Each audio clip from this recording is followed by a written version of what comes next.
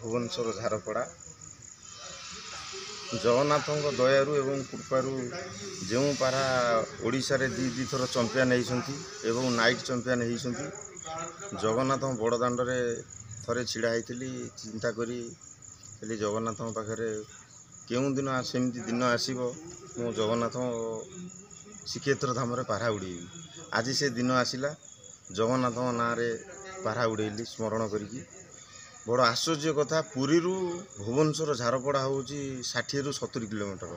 किंतु 3 घंटा 3.5 घंटा भितर पहुँचला से जगन्नाथ कृपारू 3 घंटा 3.5 घंटा भितर पारा पहुँचला बहुत खुशी।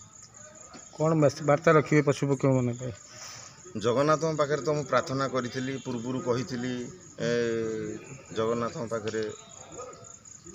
जगत मंगल हो एवं पशुपक्षीर देह आरोग्य रहू ओडिशा एवं ओडिशा बाहर पशुपक्षी प्रेमी मानू मोर प्रणाम पशुपक्षी को टे ध्यान दिंतु कथा कही जेहेतु कथा सी भी कहिया भगवान देना टे ध्यान दिंतु मोर एति।